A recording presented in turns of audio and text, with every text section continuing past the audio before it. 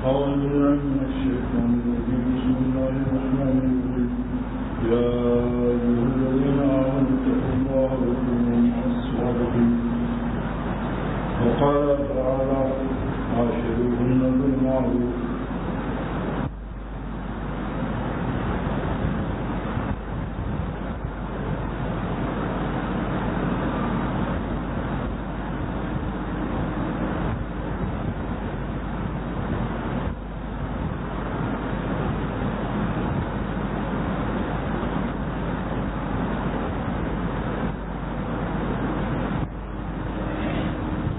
کا تقاضا دل میں ہوا ہے.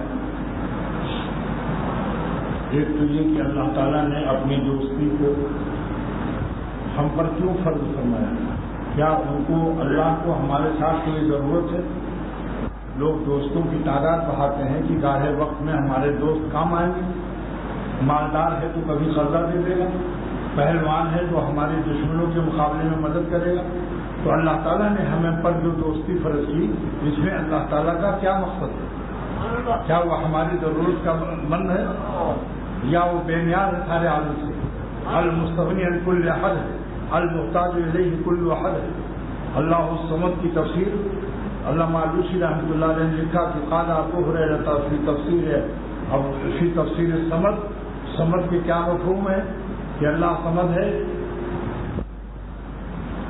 کہ سارے عالم سے وہ مستغنی ہے اور سارا عالم اس کا محتاج ہے. المستغنی عن کل احد، سارے عالم سے اللہ مستغنی بے نیاز ہے. سارے عالم کے لوگ مسلمان ہو کر، امریکہ، روس، جرمن، جاپان سب مسلمان ہو کر ولی اللہ بن جائیں، سارا عالم ایک بھی کافر نہ رہے، تو اللہ تعالیٰ کی عظمت کو ایک ذرہ اضافہ نہیں ہوگا. اتنے بڑے وہ پہلے ہی سے حضرت سے اور ابد تک. اور اگر سارا عالم کفر میں مبتلا ہو جائے، سارا عالم آسمان کی طرف تھوکنے لگے، تو سب کا تھوک ان تھوکنے والوں پر آئے گا اور اللہ کی عظمت کو ایک ذرہ نقصان نہیں پہنچے گا. تو معلوم ہوا کہ اللہ تعالیٰ نے جو ہم پر اپنی دوستی فرض کی ہے، وہ ہماری محبت و شفقت اور ہماری آبرو اور عزت اور ہم پر اپنی نزول رحمت کے لیے. جیسے باپ مالدار ہو اور بچوں کا محتاج نہیں ہے، مگر بچوں سے کہتا ہے کہ تم لوگ میرے فرما بردار ہو جاؤ تاکہ میں تمہیں اپنی جائیداد لکھ دوں، بلڈنگ دے دوں، فیکٹری دے دوں، تمہاری شادی بیاہ کر دوں، تمہارے اوپر اپنی یہ تمام مہربانیاں مبذول کر دوں. کیونکہ میں باپ کہہ رہا میں تم لوگوں کا محتاج نہیں ہوں. اے لڑکو، اللہ نے مجھے مالدار کیا، تندرست ہوں، قوی ہوں، پہلوان بھی ہوں. ہمیں تم سے کچھ نہیں لینا ہے، تم کو دینا ہے. تو جب ایک باپ یہ کہہ سکتا ہے تو اللہ تعالیٰ کی عظمت اور ان کا خزانے کا مالک ہونا اور سارے زمین و آسمان کے خزانوں کے مالک جو سونا پیدا کر سکتا ہے پہاڑوں میں.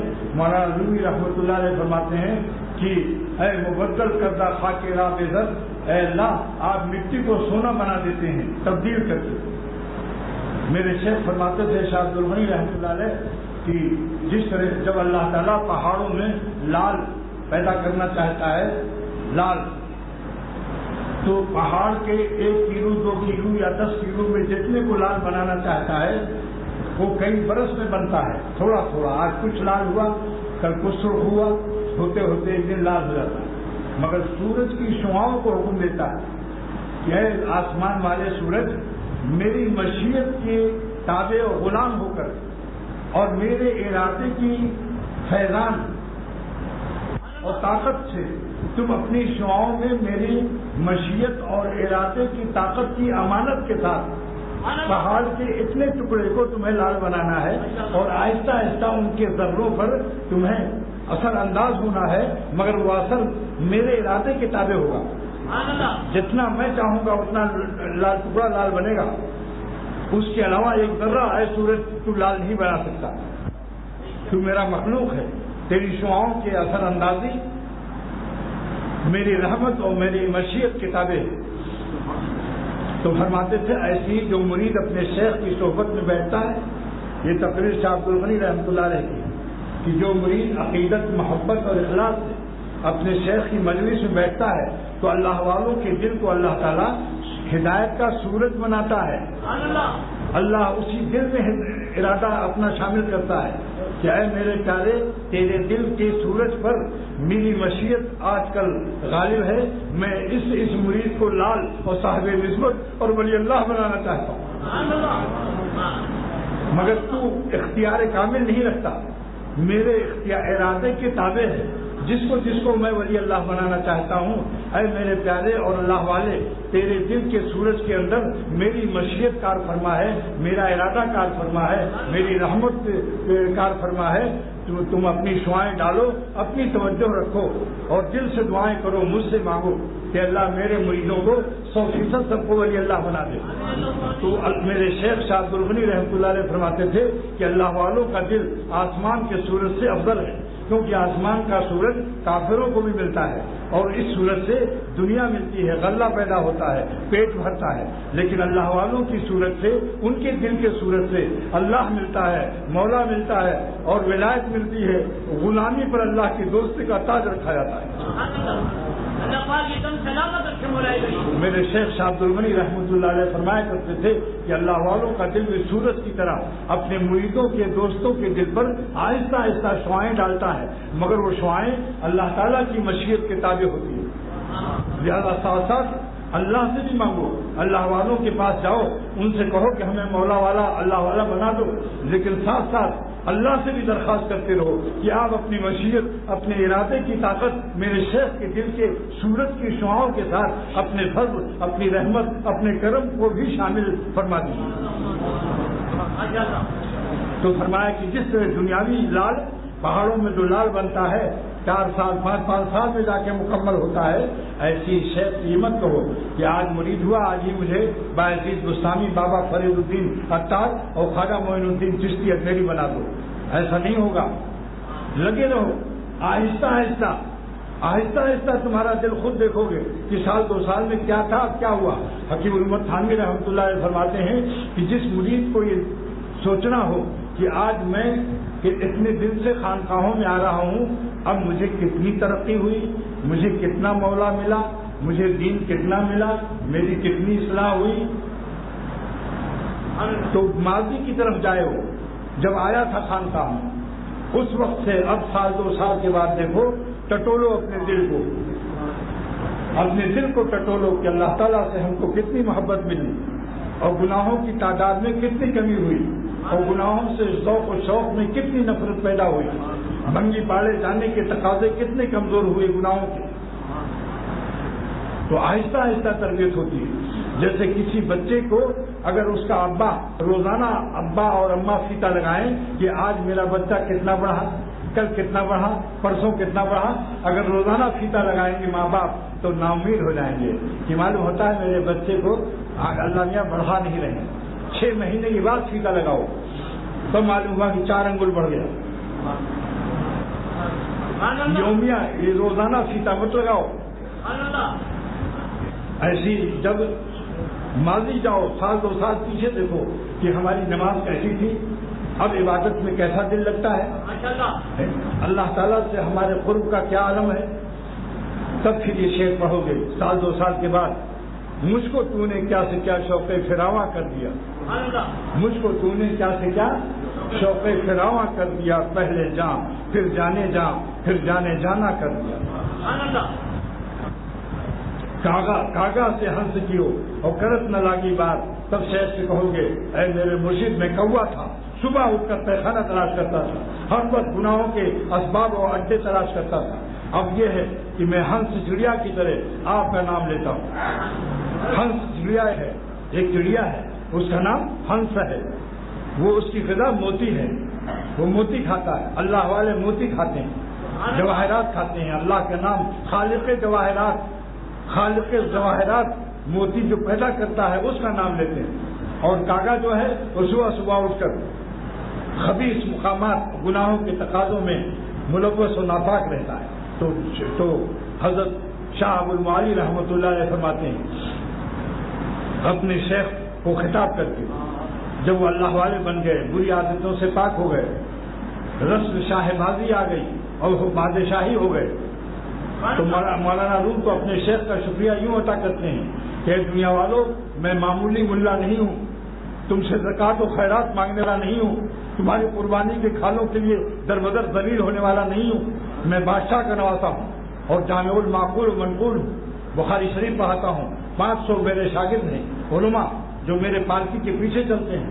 لیکن اے دنیا والوں، اب میں شمس الدین تبریزی سے میں نے پہلے کتابیں حاصل کی، علم حاصل کیا، اب میں اللہ کو حاصل کرنے کے لیے ایک اللہ والے کے پیچھے پیچھے پھروں گا، شمس الدین تبریزی کا بستر سر پر رکھ کر، اور علماء سے فرمایا اے میرے 500 علماء، میرا استقبال اور میری تمام پیچھے پیچھے پھرنا چھوڑو، اب میں کسی کا غلام ہو رہا ہوں، اب تم کچھ دن صبر کرو کہ میں اپنے شیخ سے درد دل اللہ کی محبت کا پورا درد حاصل کر لوں، میرا دل، میرے دل کا چاند نسبت کے نور سے، اللہ کی دوستی کے نور سے پورا روشن ہو جائے، میں نفس کو پورا مٹا دوں۔ جس دن زمین کا گولا آسمان سے اور سورج سے الگ ہو جاتا ہے، جس دن زمین کا گولا حرکت کرتے کرتے سورج سے بالکل الگ ہو جاتا ہے تو سورج کی پوری روشنی چاند کو پورا روشن کر دیتا ہے، 14 تاریخ کا ہو جاتا ہے، ورنہ آج پہلی ہے دوسری ہے، چاند تھوڑا سا روشن ہوتا ہے، باقی حصہ زمین کے گولے سے چھپا رہتا ہے۔ مولانا رومی رحمۃ اللہ علیہ فرماتے ہیں جس دن زمین کا گولا درمیان سے ہٹ جاتا ہے تو چاند کا پورا دائرہ سورج کی روشنی سے روشن ہو جاتا ہے۔ ایسے ہی مرید کا دل اور اللہ کی رحمت کا سورج جب نفس کو مٹاتے مٹاتے نفس کا گولا بالکل ہٹ جاتا ہے تو پھر اس کا دل اللہ کے نور سے پورا دل روشن ہو جاتا ہے۔ جن لوگوں نے نفس کو نہیں مٹایا، کسی نہ کسی گناہ کی عادت کو باقی رکھا، ان کا چاند دل کا 14 تاریخ کا نہیں بنتا، کچھ چاند روشن ہوتا ہے جیسے پہلی دوسری تیسری، مگر کچھ اندھیرا بھی رہتا ہے۔ نفس کے برے برے تقاضوں کی غلامی کا یہ عذاب اور یہ نحوست ہے۔ جن لوگوں نے ہمت کی بازی لگا لی اور چاند اور دل کے اور نفس کے پورے تقاضے گناہوں کے چھوڑ دیے اور عہد کر لیا کہ اللہ ایک گناہ بھی نہیں کروں گا، ایک لمحہ آپ کو ناراض نہیں کروں گا، اللہ تعالیٰ نے ان کے اس افنائے نفس اور نفس کے گولے کو مٹانے کی برکت سے اللہ نے ان کے دل کو اپنی روشنی سے پورا روشن کر دیا۔ ایسے لوگ جب مل جائیں تو مولانا شمس الدین تبریزی اس مقام کے تھے اور معلومی نے ان کا بستر اٹھا لیا، پیچھے پھرتے رہے۔ ایک زمانے کے بعد تمام برائیوں سے پاک ہو گئے، اخلاق صحیح ہو گئے، ہر وقت خدا پر شاہ بازی نصیب ہو گئی۔ تب اعلان فرمایا اے دنیا والوں، شاہ خارزم کا نواسا جو عالم تو تھا مگر اب اللہ والا ہو گیا، اب میرا مقام سن لو۔ بعد سلطانم گشم نیکو پیم، اب جلال الدین رومی بعد سلطانی ہو چکا ہے، اپنے اللہ کا بادشاہی ہو چکا ہے، بعد سلطانم گشم نیکو پیم، اب میرے اخلاق سب اچھے ہو چکے ہیں، ہم کسی مردہ حسینوں کو کھانے کی کرگسی چالوں سے ہم پاک ہو چکے ہیں۔ ہم کو تم نہیں پاؤ گے کہ کسی حسین کو جلال الدین بھی دیکھ رہا ہو۔ بعد سلطانم گشم، بعد سلطانی بن چکا ہوں، نیکو پیم، میرے سب عادتیں اور اخلاق اچھے ہو چکے ہیں، اور فارغ از مردارم، میں مردہ کھانے سے اور مرنے والے حسینوں کے دسمبر عارضی کو دیکھنے کی خبیث و لعنتی کاموں سے پاک ہو چکا ہوں۔ فارغ از مردارم وہ گرگس نیم، اے دنیا والو، اب جلال الدین رومی شیخ شمس الدین تبریزی کے صدقے میں اب یہ مردہ خور اور مری ہوئی بھینسوں سے لپٹنے والا کرگس نہیں ہے، اب یہ بادشاہی ہوں اور بادشاہی کا کام شاہ بازی ہے، بادشاہی ہوں اور بادشاہی کا کام شاہ بازی ہے، نہ کہ کرگسی۔ یہ حسینوں کو جو لوگ دیکھتے ہیں یہ دو علامت ہے اس کی، ایک تو یہ کرگس ہے، گدھ ہیں، مردہ خور ہیں، یہ اللہ کو زندہ حقیقی کے تعلق کو نقصان پہنچا کر غیر اللہ پر مرنے والے، یہ محرومی کی دلیل ہے کہ یہ کرگسی ہیں اور بادشاہی نہیں ہے، ورنہ شاہ بازی کرتے، یہ کرگسی کام نہ کرتے۔ نمبر 2 کہ ان کے دل میں نسبت مع اللہ کا موتی عظیم الشان، جس کی قیمت زمین و آسمان ادا نہیں کر سکتے، جس کی قیمت سورج و چاند ادا نہیں کر سکتے، جس کی قیمت سلاطین کے تخت و تاج نہیں ادا کر سکتے، جس کی قیمت ساری دنیا کی لہلائے نمکیات لہلائے کائنات ادا نہیں کر سکتے، جس کی قیمت زمین و آسمان کے تمام خزانے نہیں ادا کر سکتے، وہ اللہ سے تعلق مع اللہ کی نسبت اور دولت سے ولایت لیے ہوئے ہے، تو اس وجہ سے نظر کا تالا مضبوط رکھتے ہیں۔ جس کے گھر میں دولت ہوتی ہے اس کا تالا مضبوط ہوتا ہے، وہ دھاگا نہیں باندھتا، وہ دھاگا نہیں بنتا، وہ تالا کھول کے نہیں سوتا۔ جس ہرن کے ناف میں مشک پیدا ہو جاتا ہے 1 پاؤ آدھا کلو، تو پھر وہ سوتا نہیں، تاریخ حیوانات کے جاننے والوں سے پوچھو، جب ہرن کے ناف میں مشک پیدا ہو جاتا ہے تو وہ سوتا نہیں ہے، دیکھتا رہتا ہے رات بھر، ذرا سا اونگ لیتا ہے دن میں، لیکن رات بھر جاگتا ہے کہ کوئی شکاری آ کر مجھے ذبح کر کے میرا ناف نہ لے لے، میرا سونا، میرا مشک نہ لے لے۔ تو اللہ والے کی اپنی نسبت میں اللہ کی دولت کی بڑی علامت یہی ہے کہ ہر وقت وہ کنہ رہتے ہیں کہ کانوں میں کوئی گانے کی آواز نہ آ جائے، آنکھوں کے سامنے کوئی حسین نہ آ جائے، جن کے ڈسٹمبر اور رنگ روغن عارضی کی وجہ سے ہم دائمی نسبت میں اللہ کی دولت کو کہیں کھو نہ بیٹھے۔ ماشاءاللہ ماشاءاللہ، اللہ تعالیٰ حضرت والا کی معجزات فرمائے، سبحان اللہ، ماشاءاللہ۔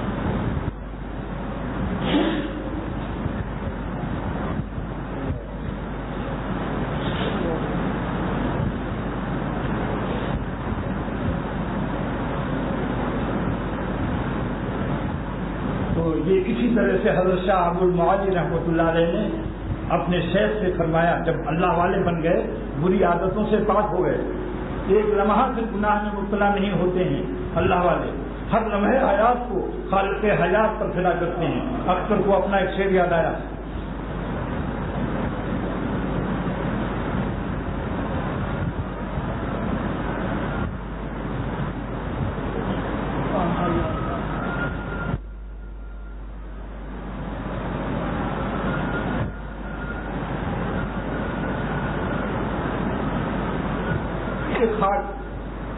ہماری خاک اس لمحے میں ہے رشک فلک اختر، ہماری خاک مٹی، یہ 5-6 فٹ کا جو مٹی ہے، ہماری خاک اس لمحے میں ہے رشک فلک اختر۔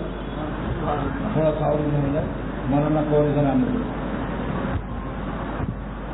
ہماری خاک اس لمحے میں ہے رشک فلک اختر، یعنی فلک آسمان بھی اللہ کے اس بندے کی مٹی پر رشک کرتا ہے۔ ہماری خاک اس لمحے میں ہے رشک فلک اختر، کون سا لمحہ؟ وہی لمحہ جو میرا ذاکر مولائے عالم ہے، وہی لمحہ جو میرا ذاکر اور اس لمحے حیات پر جب بدنظری یا کوئی گناہ میں مشغول ہوتا ہے تو شیاطین بھی ہنستے ہیں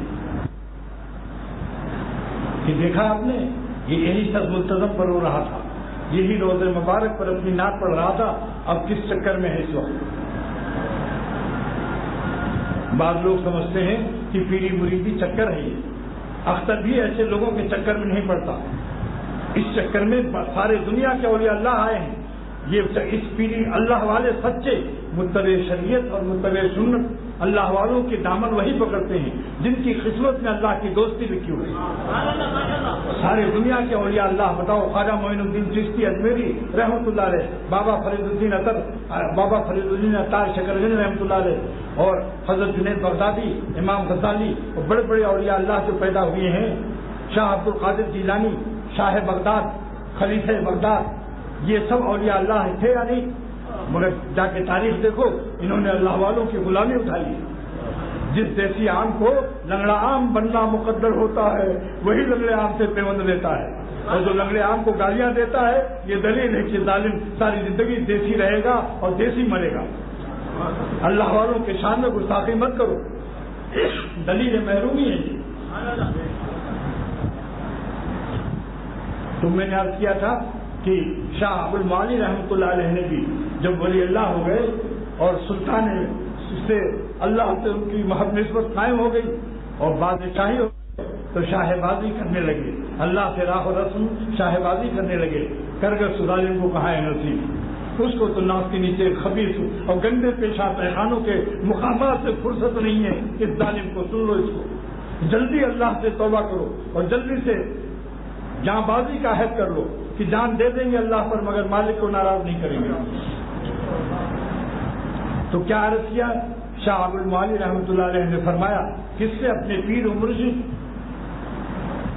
بھیکھا شاہ نے عرض کیا، بھیکھا شاہ، ان کا نام بھیکھا شاہ تھا، پیر کا نام شاہ عبد المعالی رحمۃ اللہ علیہ، عرض کیا کہ بھیکھا معالی پر واریاں، اے بھیکھا اس شاہ عبد المعالی پر میں قربان ہو جاؤں، دن میں 100 بار، ایک دفعہ نہیں، ہر روز 100 دفعے، کاغا سے ہنس کیو اور کرت نہ لاگی بار، کوا تھا میں گو کھاتا تھا، اس اللہ والے نے اس کی صحبت میں، اس کی غلامی میں، اس کی آہ سحر نے، اس کی رات کی دعاؤں نے، اس کی رات کی آہوزاری اور اس کے باری نے مجھے کاغا سے ہنس کر دیا، کوا سے ہنس بنا دیا۔ اب میں اللہ کے ذکر اور ان کی یاد کا موتی اور نور تقویٰ کا موتی کھاتا ہوں، اور تمام جتنی کرگسی کام تھے مردہ کھانے کی وہ سب عادتوں سے اللہ نے ہم کو پاک کر دیا۔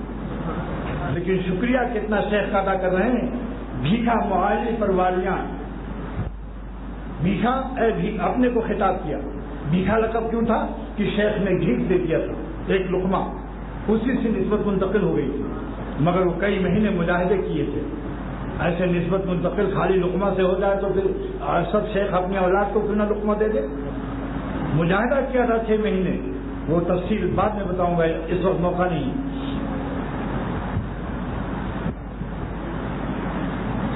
بھیکھا معالی پرواریاں، دن میں 100 بار، کاغا سے ہنس کیو کرت نہ لاگی بات۔ لہذا میں نے بتا دیا کہ یہ مضمون محال نہ اس میں میرے ساتھ کہ اللہ تعالیٰ نے جو نبیوں کو دشمن دیے ہیں وہ ان کے عجب کبھی کے علاج کے لیے نہیں، کیونکہ پیغمبر معصوم ہوتے ہیں، ان کی ترقی درجات کے لیے اور اپنے قرب کی عظیم و شان دولت ساعتن فساعتن متساعدن متزائدن متبارکن، ہر لمحے حیات پیغمبر کو عظیم عظیم نئے نئے جدید جلوے دیے جاتے ہیں، جدید جدید تجلیات دی جاتی ہیں، ترقی درجات مراد ہوتا ہے۔ ان کی حفاظت وہاں ان کی وجہ سے مقصود نہیں، اس کے لیے اولیاء اللہ ہوتے ہیں۔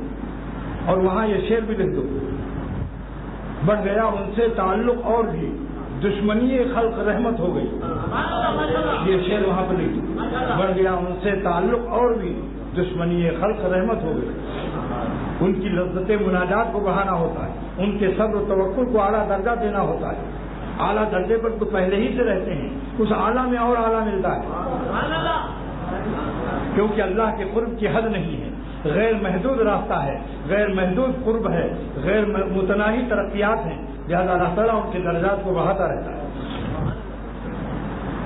یہ مضمون اہم تھا، جس کو وہاں بڑھا لینا تاکہ کسی کو شبہ نہ ہو کہ نعوذ باللہ کیا پیغمبر جو ان کے میں مبتلا ہو سکتے ہیں؟ وہ معصوم ہوتے ہیں، ان کی حفاظت اللہ کرتا ہے، اللہ تعالیٰ ہی ان کو نبی بنا کر بھیجتا ہے۔ اگر وہ نبی گڑبڑ کر دے تو انتخاب اللہ کا صحیح نہیں ہوگا، تو جو نبیوں پر اعتراض یا عیب نکالتا ہے وہ دراصل میں اللہ پر اعتراض کرتا ہے اور اپنے ایمان کو کفر میں تبدیل کرتا ہے، جو پیغمبروں پر اعتراض کرتا ہے۔ اب یہ مضمون ایک مضمون یہ بیان کرنا تھا کہ اللہ تعالیٰ نے تقویٰ فرض کر کے اپنی دوستی کو کمپلسری کیا ہے، فرض کیا ہے، اختیاری مضمون نہیں ہے کہ جس کا بھی چاہے گناہ چھوڑ کر میرا ولی ہو جائے۔ ہر مومن کو اللہ نے فرض کر دیا، ایمان کے بعد تقویٰ اختیار کر لو، ہم تم پر اپنی دوستی کو فرض کرتے ہیں، کمپلسری کرتے ہیں، اختیاری نہیں ہے یہ، کیوں یہ میری رحمت کا تقاضا ہے تاکہ تم میری جنت کی جائیداد کے مستحق ہو جاؤ، تاکہ دنیا میں بھی ہم تمہارے کام آسان کر دیں۔ اللہ تعالیٰ قرآن پاک میں فرماتے ہیں کہ تقویٰ کی برکت سے تمہیں کیا ملے گا؟ اگر تم گناہ چھوڑ دو گے اور ہمارے 100% بن جاؤ گے، شیطان اور نفس کی غلامی سے نکل کر، نفس شیطان کی غلامی سے نکل کر میرے 100% بن جاؤ گے تو تمہارا ہر کام ہم آسان کر دیں گے۔ وَمَن يَتَّقِ اللَّهَ يَجْعَل لَّهُ مِنْ أَمْرِهِ يُسْرًا، اللہ متقی بندوں کا سب کام آسان کرتا ہے۔ جس کے کام میں مشکلات ہوں اور حل نہ ہو رہا ہو تو سمجھ لو اس کی تقویٰ میں کوئی گڑبڑی ہے۔ وعدہ اللہ کا ہے، جو بھی اللہ سے ڈرے گا گناہ سے بچے گا، يَجْعَل لَّهُ مِنْ أَمْرِهِ يُسْرًا، اللہ اس کے سب کام آسان کر دے گا۔ اور وَمَن يَتَّقِ اللَّهَ يَجْعَل لَّهُ مَخْرَجًا، جو بھی اللہ سے ڈرے گا گناہ سے بچے گا، اللہ ہر مشکل سے اس کو مخرج، ایگزٹ اور خروج دے گا۔ لہذا جس کا مخرج نہ ہو اور خروج نہ ہو رہا ہو کسی بلا سے تو سمجھ لو اس کے تقویٰ میں کوئی گڑبڑی، سر سے پیر تک کسی گناہ میں مبتلا ہے۔ کہیں شیر بھی جوتے جاتے ہیں حل میں، یہ اعمال بد کی ہے پاداش ورنہ۔ کسی شیر کو اگر دیکھو کہ حل میں لگا ہے اور کھیت جوتا جا رہا ہے، کسان اس کو بیل کی طرح استعمال کر رہا ہے، تو فرماتے ہیں خواجہ عزیز الحسن مجذوب رحمۃ اللہ علیہ، یہ اعمال بد کی ہے پاداش ورنہ۔ کہیں شیر بھی جوتے جاتے ہیں حل میں، لہذا تقویٰ سے سب کام آسان۔ قرآن پاک میں اعلان ہو رہا ہے کہ میں نے تم پر اے ایمان والو جو دوستی فرض کی ہے اور اپنی دوستی کو کمپلسری کیا ہے، اختیاری نہیں رکھا، یہ میری رحمت کا تقاضا ہے، تم کو مصیبت میں مبتلا کرنا نہیں ہے، تو میری رحمت کا تقاضا ہے۔ ہر باپ چاہتا ہے اپنے بچوں کو اپنی پیار اور رحمت، اپنی مہربانی کے خزانے دے دے۔ میرا بھی دل چاہتا ہے کہ تم میرے ایمان لا چکے، تم پر دوستی اپنی فرض کر رہا ہوں تاکہ تمہارے ہر کام کو میں آسان کر دوں اور ہر مصیبت سے تمہیں ایگزٹ اور خروج دے دوں، اور تمہیں ایسی جگہ سے روزی دوں کہ لا یحتسب وَيَرْزُقْهُ مِنْ حَيْثُ لَا يَحْتَسِبُ، ایسی روزی دوں کہ جس کا تمہیں گمان بھی نہ ہو، چھپر پھاڑ کے خزانے برسا دوں۔ اس لیے تقویٰ فرض کر رہا ہوں، تقویٰ فرض کر کے میں تم کو تمہاری غلامی پر اپنی دوستی کا جو تاج رکھ رہا ہوں، اس سے میری کوئی غرض نہیں ہے۔ اللہ تم سے بے نیاز ہے، وہ بہت بڑا مالک ہے، تمام خزانوں کا خالق بھی ہے، مالک بھی ہے، اور اپنے خزانوں سے بے نیاز ہے۔ تو تمہیں کو دینے کے لیے اپنا خزانہ رکھے ہوئے منتظر ہے کہ تم تقویٰ اختیار کرو، اس قابل ہو جاؤ کہ ہم اپنے خزانے تم پر برسا دیں۔ اب کوئی کہے پھر یہودیوں کو کیوں رئیس کر دیا، کافروں کو مالدار کیوں کر دیا؟ یہ سمجھ لو یہ خزانہ ان کے لیے عذاب ہے، یہ رحمت نہیں ہے۔ کیسے؟ تاکہ اسی خزانے میں اور دنیا کی لالچ میں ہر وقت پاگل کی طرح رہیں۔ 10 ٹیلی فون رکھے ہیں، آسٹریلیا سے گندم آ رہا تھا، ڈوب گیا وہ جہاز، ارے ڈاکٹر بلاؤ جلدی سے، 6-7 ڈاکٹر بلا رہے ہیں۔ اسی دنیا کی حوث میں وہ دنیا ان پر عذاب ہے۔ مولانا تھانوی رحمۃ اللہ علیہ فرماتے ہیں کہ ترقی بینک والوں کو اور یہودیوں کو جو ترقی ہو رہی ہے، اس کا راز یہ نہ سمجھو یہ ترقی ہے۔ ترقی کی 2 قسم ہے، ایک ترقی صحت مند، ایک ترقی بیماری کی ہوتی ہے۔ صحت مند ترقی کیا ہے کہ اکھاڑے میں جا کر پہلوان ورزش کیا، پہلوان استاد بنایا، بادام پیا، دودھ پیا تو تمام بلے نکل آئے، آپ کا جسم کی تمام گوشت سب کیسے ہو گئے، کیسے ہوئے، اور دیکھنے سے گردن تنی ہوئی اور سینہ ابھرا ہوا، معلوم ہوتا ہے پہلوان۔ یہ ترقی جو ہوئی بادام سے ہوئی، دودھ سے ہوئی، پہلوان کے اکھاڑے کی برکت سے ہوئی۔ لیکن ایک دن ایک شخص لیٹا ہوا تھا، 11 بجے رات کو ایک دشمن آیا اور 10 ڈنڈا اس نے، اور ڈنڈا بھی 20-20 کلو کا، 10 ڈنڈا اس بازو پر، 10 ڈنڈا اس بازو پر کس کس کے مارا۔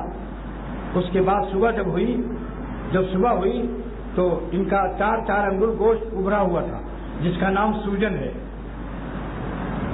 بتاؤ 4 انگل ادھر گوشت بڑھا ہوا، 4 انگل ادھر، گوشت میں ترقی ہوئی یا نہیں ہوئی؟ مگر پھر اس کا پینسلین کا انجیکشن کیوں لگ رہا ہے، ہاسپٹل کیوں بھاگ رہے ہو؟ تو معلوم ہوا یہ بیماری کا گوشت بڑھا ہوا تھا، یہ ڈنڈے کا گوشت تھا، انڈے کا گوشت نہیں تھا، یہ ڈنڈے لگے تھے۔ ایسی جو اللہ کی غضب اور اللہ کو ناراض کر کے کوئی عیش حرام لیتا ہے تو سمجھ لو لعنتی لذت ہے، حرام لذت ہے، اللہ کے غضب کے تحت۔ دیکھو ایک وائٹ کلر کا انسان ہے، بالکل سفید، کھال سفید، نہایت پرکشش وائٹ کلر، مگر اللہ تعالیٰ کے غضب کے تحت ہے۔ اس سفید غلام سے، اس سفید بندے سے بہتر ہے وہ کالا بندہ جو تحت رحمت ہے، اللہ کی رحمت میں جی رہا ہے۔ دیکھا آپ نے؟ اس لیے وائٹ کلروں کو مت دیکھو،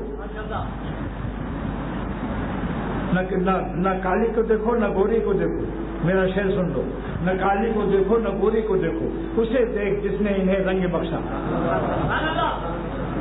تو یہ سمجھ لو تقویٰ کی فرضیت ہر مومن پر ہے، کسی کو اختیار نہیں ہے کہ وہ اللہ کی نافرمانی سے حرام لذتیں درآمد کرتے کرتے اللہ کے غضب کے تحت جیتے جیتے اور اسی حالت میں مر جائے۔ اللہ نے کسی کو اختیار نہیں دیا، یہ اللہ کی رحمت ہے، کیونکہ اللہ کی رحمت چاہتی ہے کہ میں اپنے بندوں کو اپنے سارے خزانے دے دوں، اپنے قرب کی لذت چکھا دوں، ایسی لذت چکھا دوں کہ جدھر سے میرا ولی اللہ گزر جائے سارا الفسٹن اسٹریٹ اور سارے سواحل سمندر کی لہرائیں سب دیکھتی رہ جائے کہ یہ کون اللہ والا جا رہا ہے۔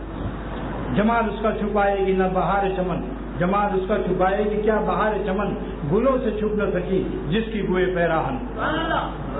ساری دنیا پھیکی پڑ جائے گی، وہ یہ کون آیا کہ دھیمی پڑ گئی لو شمع محفل کی، یہ کون آیا، کہاں آیا دل میں، اور کون آیا مولا آیا، یہ کون آیا کہ دھیمی پڑ گئی لو شمع محفل کی، پتنگوں کے عوض اڑنے لگی چنگاریاں دل کی۔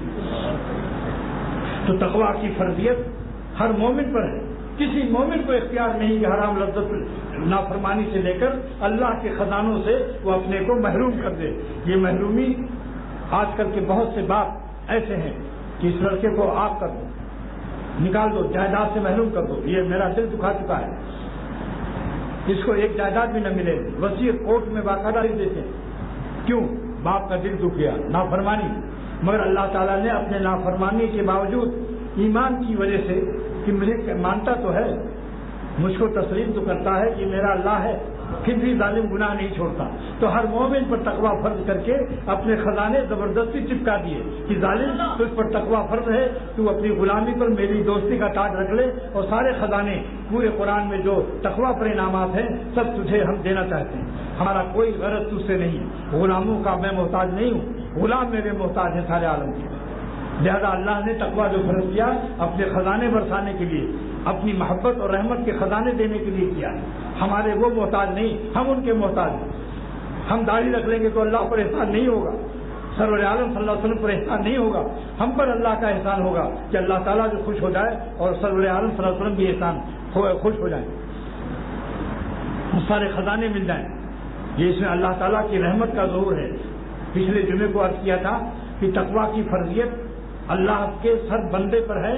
اللہ اپنے ہر بندے کو اپنا دوست بنانا چاہتے ہیں اور مضمون اختیاری نہیں ہے، یہ اللہ کا کرم ہے.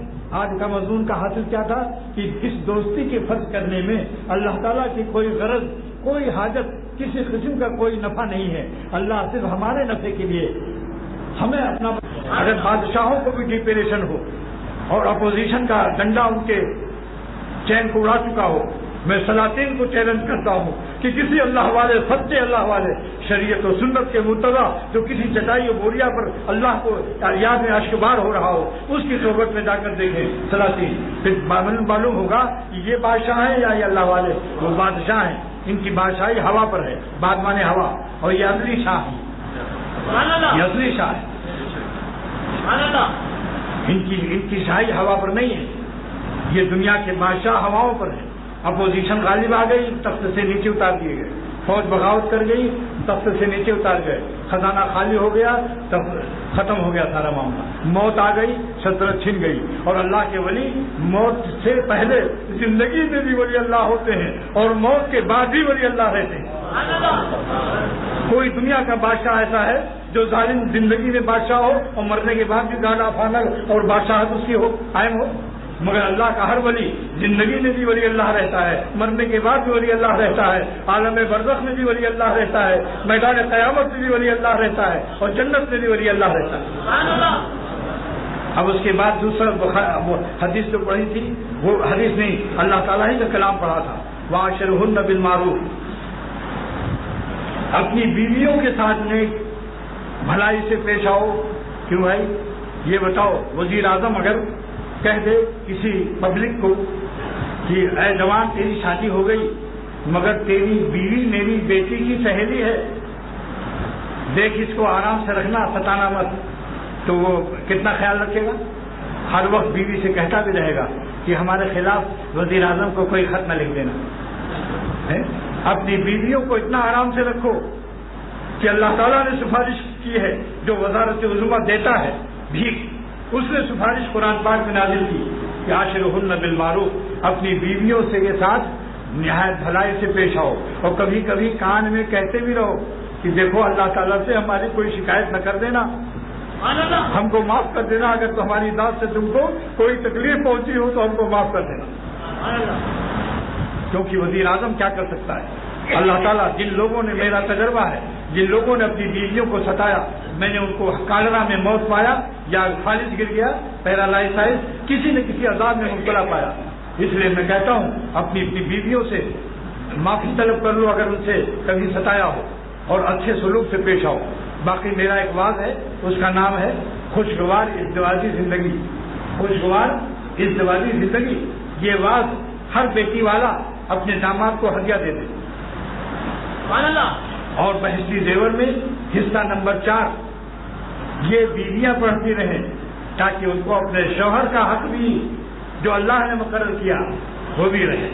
دونوں ہے. دیکھو لوگ کہتے ہیں کہ جو تالی تو صاحب دونوں ہاتھ سے بجتی، اہل حق کو اور اہل باطل کو یکساں مت کہو کہ یہ بھی صحیح ہے وہ بھی صحیح ہے، دونوں لڑ رہے ہیں. اس میں ایک ظالم ضرور ہوگا. ہتھیلی تالی دونوں ہاتھ سے بجتی ہے، تالی تو دونوں ہاتھ سے بجتی ہے، مگر یہ ضروری نہیں کہ دونوں تالیوں میں حرکت آ جائے. ایک تالی بیچاری الگ ہے، ظالم نہیں ہے، وہ دور رکھنا چاہیے، مگر یہ تالی اتنی خبیث ہے کہ جا کر کے خود یوں کرتی ہے. ایک تعلیم اللہ سے ڈرتی ہے، وہ ظالم نہیں ہے، دور ہے بیچاری. اس لیے تالی بجنے کے معنی مت سمجھو کہ دونوں تالیاں حرکت میں ہیں. ایک تالی متحرک نہیں ہے، ساکن ہے، دور ہے، اللہ کے ظلم سے ڈرتی ہے، اللہ کے غضب سے ڈرتی ہے، وہ ظلم نہیں کرنا چاہتی. مگر بعض خبیث تالی ہوتی ہے، وہ خود جاتی ہے وہاں، یہ نہیں آتی، یہ خود جا کر کے وہاں لڑتی ہے. جیسے حضور صلی اللہ علیہ وسلم نے دامن مدینے میں جب ہجرت فرمایا، یہ ظالم مکے کے کفار وہاں جا کر کے وہاں کی جنگ جو ہوئی ہے کہ کہاں سے خبیث پہنچے لڑنے کے لیے. بتاؤ یہ تالی کیا حضور کی تالی آئی تھی لڑنے کے لیے یا کافروں کی تالی گئی تھی لڑنے کے لیے؟ بس دعا کو اللہ تعالیٰ عمل سے توفیق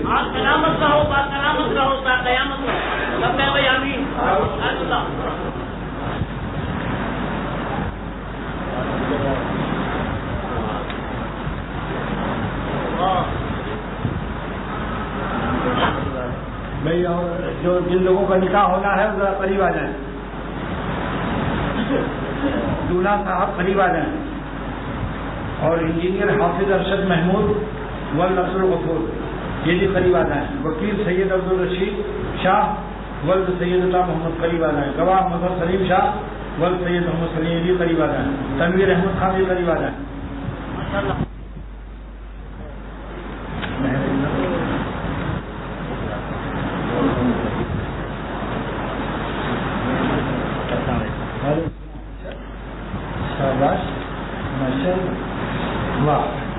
دیکھ لو ان کو، ایسے دعا ہوتے ہیں تو دل خوش ہو جاتا ہے.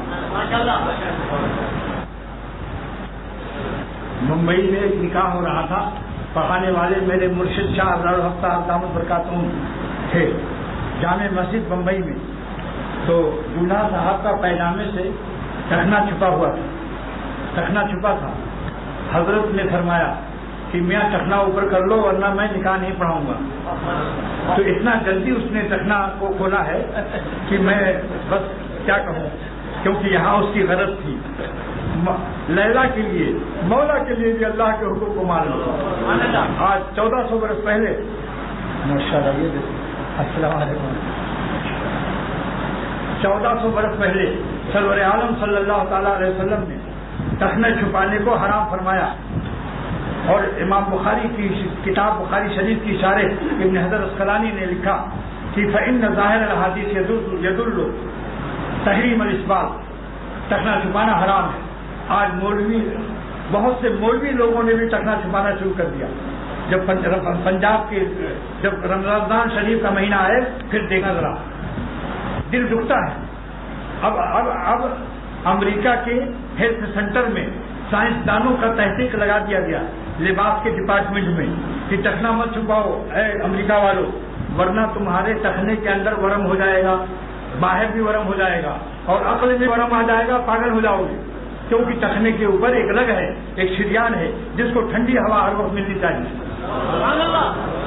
اب جو ظالم امریکہ کی سائنسدانوں کی تحقیق کے ڈر کے مارے پاگل ہونے کے خوف سے صحت کے لیے ٹخنا کھول دیں، ہم ان کو بھی شاباشی دیں گے. لیکن اصلی شاباشی کے قابل وہ ہیں جو سرور عالم صلی اللہ علیہ وسلم کے حکم فرمان رسالت پر ایمان لا کر اور صحت روحانی کے لیے جنہوں نے ٹخنے کھولے.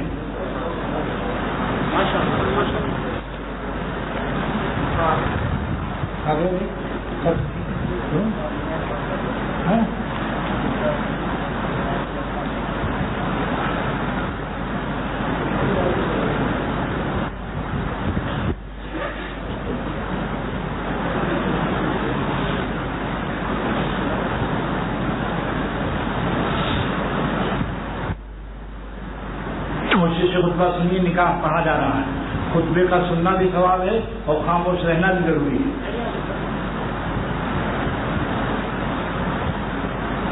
الحمد للہ نحمده ونستعینه ونستغفره ونؤمن به ونتوکل علیہ ونعوذ باللہ من شرور انفسنا ومن سیئات اعمالنا من يهده الله فلا مضل له ومن يضلل فلا هادي له ونشهد أن لا إله إلا الله ونشهد أن سيدنا محمدا عبده ورسوله أما بعد أعوذ بالله من الشيطان الرجيم بسم الله الرحمن الرحيم يا أيها الناس اتقوا ربكم الذي خلقكم من نفس واحدة وخلق منها زوجها وبث منها رجالا كثيرا ونساء واتقوا الله الذي تساءلون به والأرحام إن الله كان عليكم رقيبا وقال تعالى يا أيها الذين آمنوا اتقوا الله حق تقاته ولا تموتن إلا وأنتم مسلمون وقال تعالى يا أيها الذين آمنوا اتقوا الله وقولوا قولا سديدا يصلح لكم أعمالكم ويغفر لكم ذنوبكم ومن يطع الله ورسوله فقد فاز فوزا عظيما وقال رسول الله صلى الله تعالى عليه وسلم النكاح من سنتي وفي رواية ومن رغب عن سنتي فليس مني وقال رسول الله صلى الله تعالى عليه وسلم إن عزم النكاح بركة أيسره مؤونة.